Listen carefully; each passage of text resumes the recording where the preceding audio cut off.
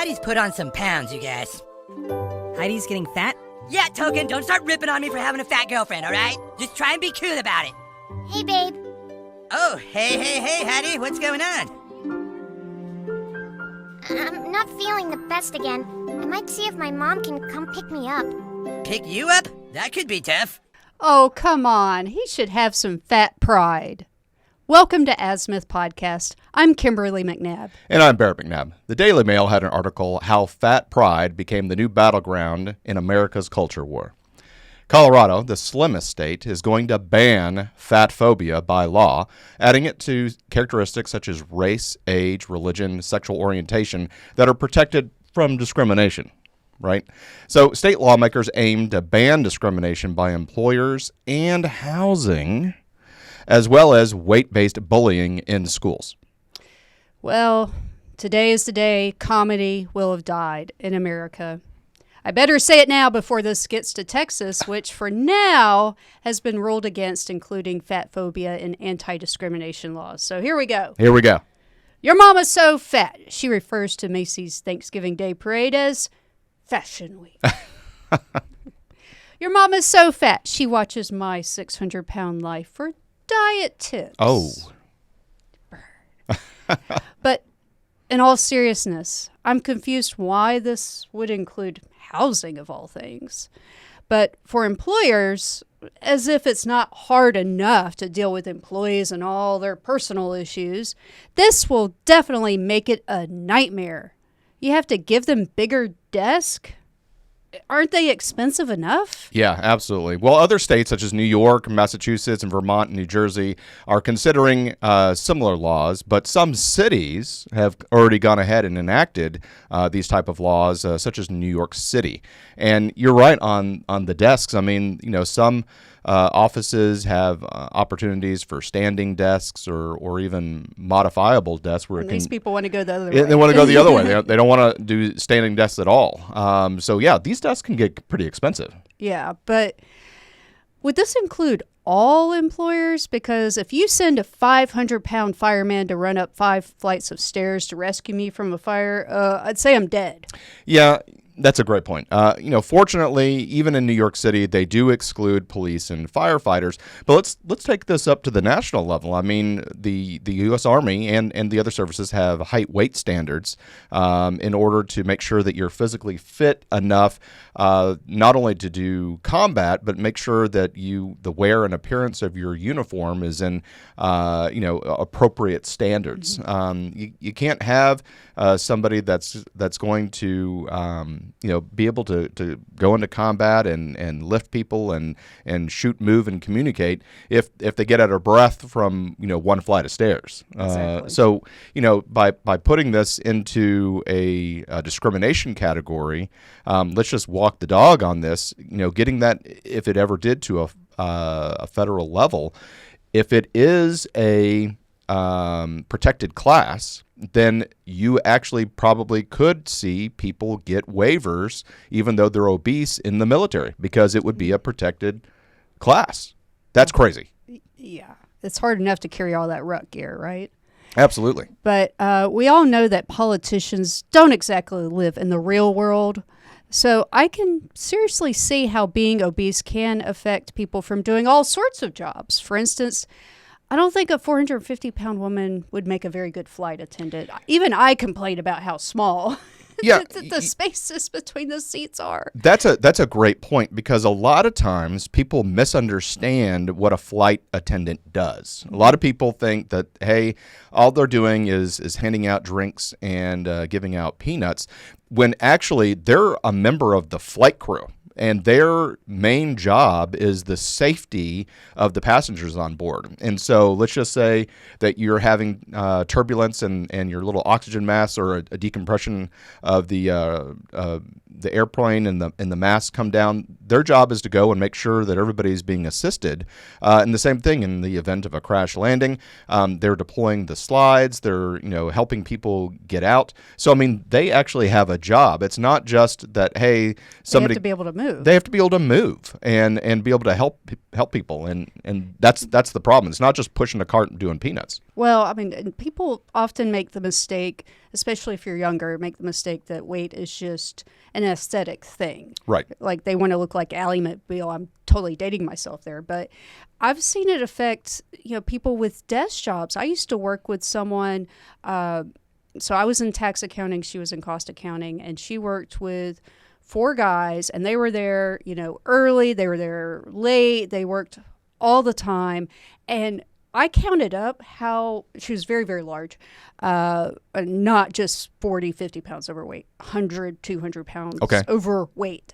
And she was gone so much that I counted up the days over a month that she missed, claiming that she was sick.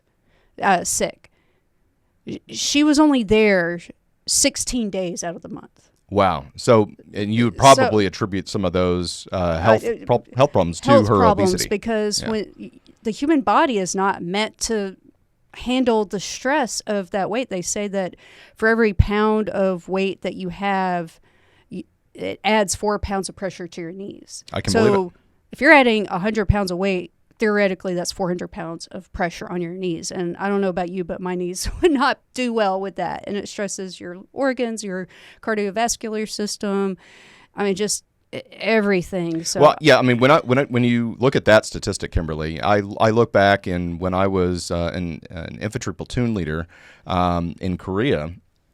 I was carrying a 120-pound rucksack, and it's brutal. I mean, it's brutal. A lot of times, the Army standard is to move 12 miles in 3 hours carrying a 35-pound rucksack. It's the Army standard. You're supposed to do that on a quarterly basis, but that's not realistic. When you put all of your gear, all of your food, all of your ammunition, all of your batteries, all of your the mortar rounds, every soldier is going to carry 3 mortar rounds.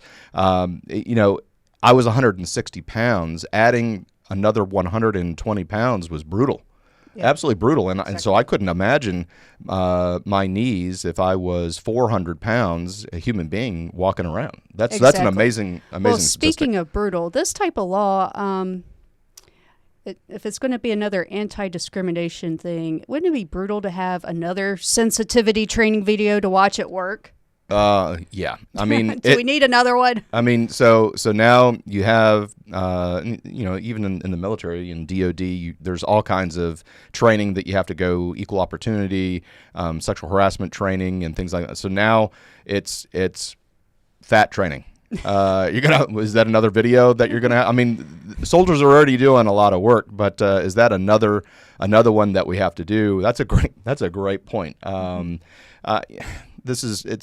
It's sad. It's ridiculous. But in Texas, we've already had a lawsuit that was brought by a doctor who claimed that she was let go because the employer was concerned that she could not stand long enough to treat patients. Okay, so does she have to take breaks? Does she have to do this? I mean, what are your thoughts? Well, don't we have to wait long enough at the doctors without them needing a sit break? Yeah, I mean, it's bad enough. I have seen medical professionals, and you can't make this stuff up, where I've seen nurses and doctors taking smoke breaks. Medical science has long said that smoking is bad for you. I have relatives that are nurses, and I just hear so many times, I was supposed to work 12 hours. I had to work 13 hours, and I didn't get to eat today. So you don't need to add a sit break to that as well, because you're probably not going to have the chance to. But, sadly, arguments over this issue have already existed, especially in Britain. In 2018, Cancer Research UK was accused of fat shaming after their campaign stated that obesity is the biggest preventable cause of cancer after smoking. Wow. But it's true. It is true. I personally think of cancer cells like people. People love to consume sugar. Sure. So do cancer cells. People like to smoke. Cancer cells love it when you smoke. I bet these are also the same people who in 2020 said, follow the science. Okay, yeah. So would it also be illegal to tell someone to watch their diabetes too? when you're going for that cake? That.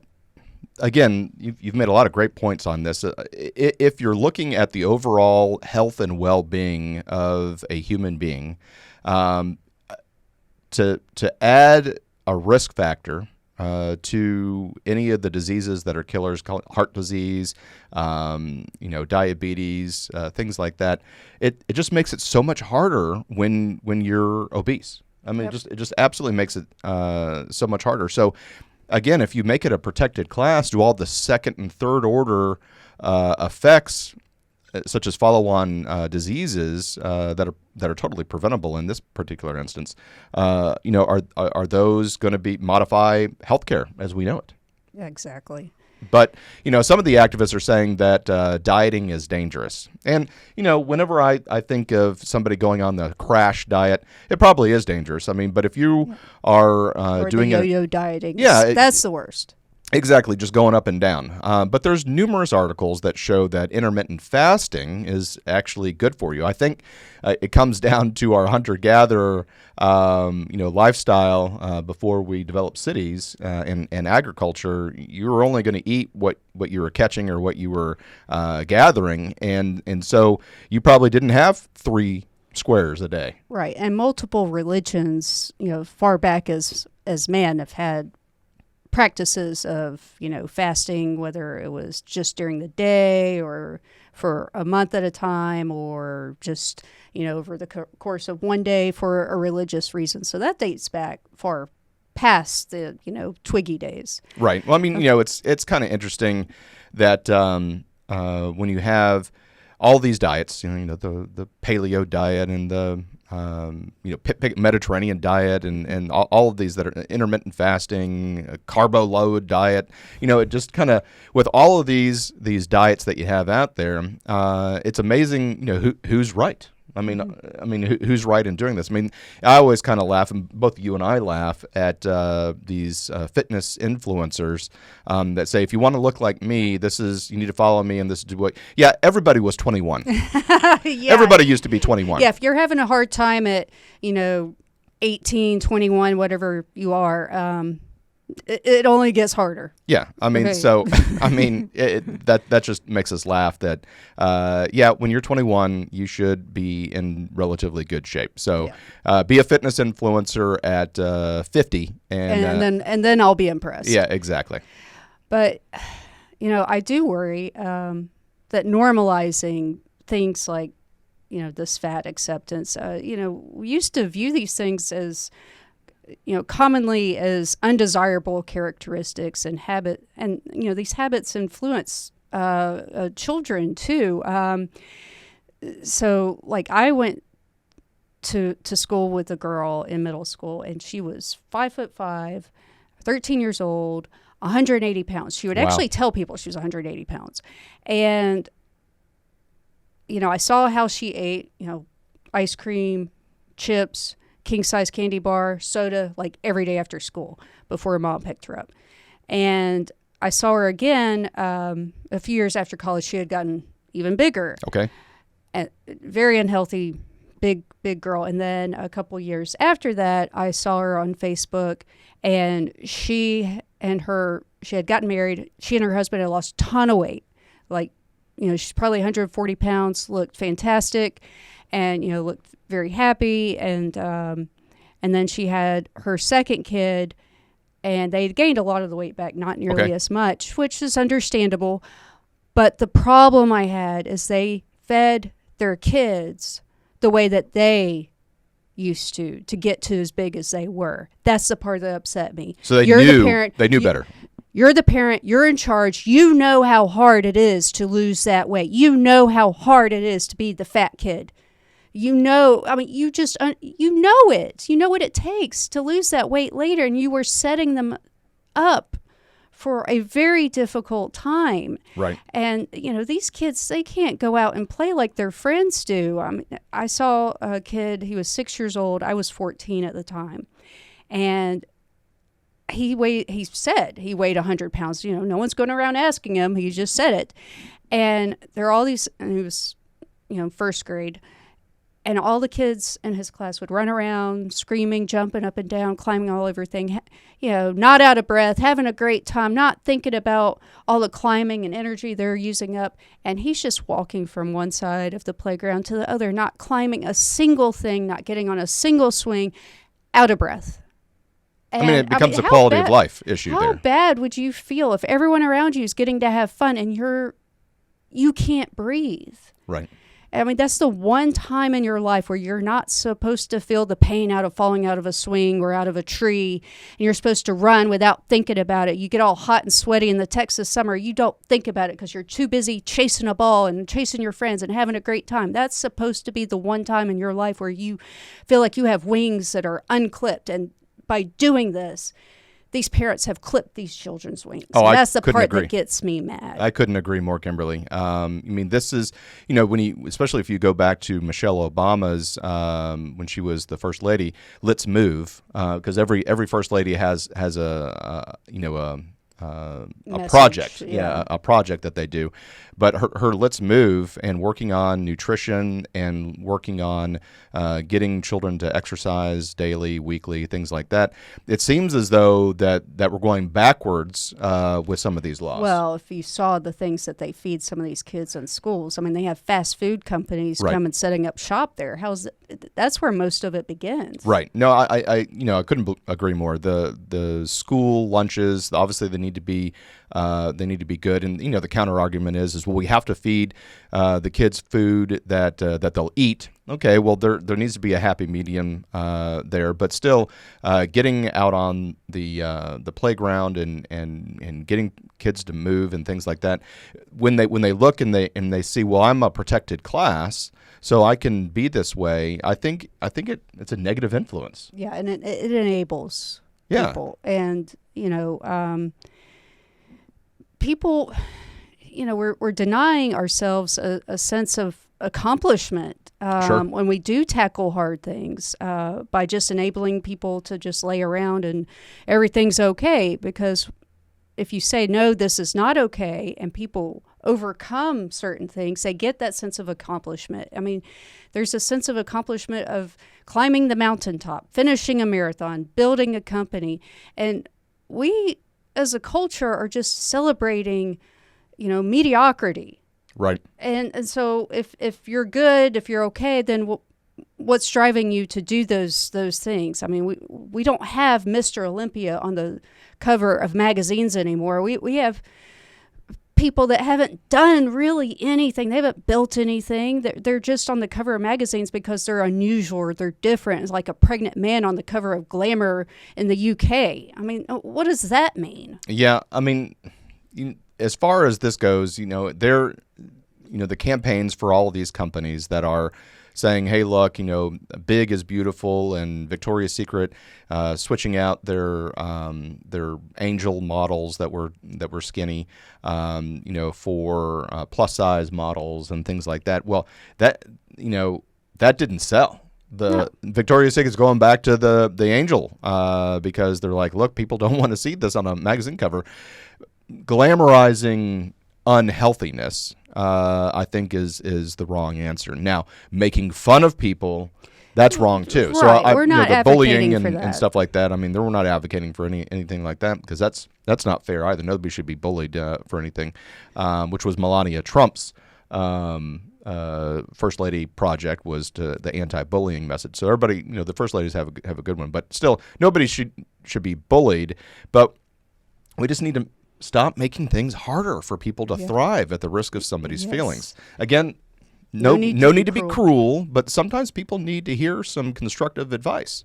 Exactly. Now, speaking of cruel, if you were affected last year from all the delayed Southwest flights, remember those cancellations? Yep. Well, they just said, let's make getting to your destination even more cruel and difficult by giving away seats for free to larger customers. Now, I don't foresee rebooking your flights being any easier with more seats being taken. Well, yeah, so there is an article that was written by a plus size obese woman talking about travel hacks, and so she seemed to take great pride in taking advantage of a clause in Southwest Airlines ticket policy. And if you, before boarding starts, if you are obese and you need extra room, you can go up to the ticket counter and request a large person accommodation and get a second seat for free. And you get to board first before everybody else to make sure that you get that second seat for free. Which is very valuable in a Southwest flight. Yeah, I mean, that people like spend their entire life trying to accumulate loyalty with Southwest to be able to board first. But so she was saying sometimes she got 2 seats for free. Sometimes she would get an entire row. Can I identify as being big? I mean, seriously, right? So but still, she was writing this article and calling this and putting out on social media as a travel hack to get these free seats. So if that's true, and more Americans are obese, then you're limiting the airplanes to half their capacity. And so, how do you fix that backlog that you just mentioned? Yeah, I mean, as if airline seats aren't expensive enough, too. But we do want to know, we're not being fat phobic. First of all, I'm not afraid of fat people. I'm afraid of being fat. There's a difference. Well, okay, yeah. So, I mean, come on. Some of the funniest comedians on earth are big, and right. I love comedy shows. So this is a shout out to you, Fluffy. Yes. Second, we read an article, and we are on the side of a fat person. Yeah, absolutely. In an article in the Daily Mail, it has an obese woman who booked an extra seat for her cross-country trip. So she paid for this extra seat. Which is different than getting it for free from Southwest. Exactly. And she just happened to be sitting next to a woman with an 18-month-old in her lap. Now, since the kid is under 2, it is allowed for the kid to sit in the mother's lap for free. Now, she could have bought the kid an extra seat. That was an option. So anyway, the kid, as kids do, they become fussy.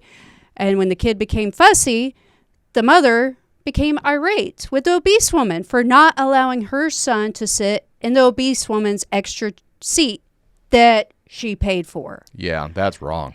I mean, last I checked, if you pay for something, you're supposed to get it. Like, if you go to a pizza place and you buy 2 pizzas to take home, they're not going to say, oh, let's give it to our delivery driver who's not making a lot of money and having hard times, or whatever you want to switch the scenario out with. Now, I think as we read that article, that not only did the mother of the child glare at the obese person, but the rest of the passengers glared. A lot of passengers and the flight attendant. Yeah, that's the worst one. They know the rules. They know that this woman paid for her seat, and I'm on this obese woman's side because Absolutely. Too often we see the opposite scenario where an obese person bum rush to get seated first so that they can sit down first and they can raise the arm seat, and so essentially get an extra seat for free while the not so big person is sitting like this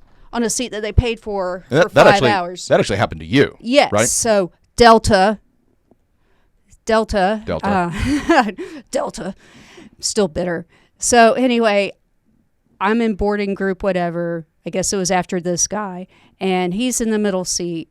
And I'm in the window. And when I got there, he had already had the armrest raised. And he had to, because there was no way this guy was fitting in his seat. And this was maybe 8 years ago or so. Okay. And for at least 3 hours, I forget how long the flight was, I'm sitting on my right hip. And I had to go get like 3 chiropractic adjustments, and I had a marathon, the next day. And so my back's all jacked up. And I emailed Delta saying, look, if someone can't put the armrest down, I mean, theoretically you have the luggage rack things that you're supposed to, put your carry-on over if the flight attendant asks you to make sure that your luggage is what's supposed to be the standard size, even though many people sneak luggage on that I could fit into. Still, if the armrest should be a guide. If they can't put it down, they need to purchase an extra seat. And instead of just saying I'm sorry from Delta, they say, how do you think that person felt? I'm sorry, they weren't sitting on their right hip smashed up into the wall for 3 or 4 hours. Right. And you have a bad back. Yes, and I paid full price for my seat. So, yeah, I'll give up my seat when you give up some money. That's what the woman should have said. That sounds good. I mean, hey, she can have the seat, $700 or whatever the price was. Or even if the airline wanted to give $700 in credit and refund the money so that the mother isn't paying it, fine, whatever. But with the flight attendant trying to pressure the person in, then that immediately becomes a corporation problem, and they should have ponied up the cash. What would they have expected if someone had said, carried like a tuba, because some musicians they pay a seat for their musical equipment. You're not squishing a gigantic tuba or whatever large instrument you're carrying on. So if they had purchased a seat for their gigantic tuba, you're going to expect, where are you going to put that tuba? Like, I paid for a seat for this thing. Yeah. So what would your expectations be then? So this is just another entitled parent, and they make people look bad. Right. So anyway, we saw this law and we wanted to bring it to your attention because it turns out, in states as it populates throughout the rest of the United States, being fat is going to be a protected class. And this just made us kind of sad. So thank you for listening, and stay tuned after these messages. Hi, everyone. Thank you for listening. If you enjoy our show with all the stories we share, we would love your support. And it's as easy as clicking that subscribe or follow button. This will ensure you never miss an episode and keeps us bringing you these important stories. Your support makes a huge difference. Thank you so much for being part of our podcast family. Thanks, and keep tuning in.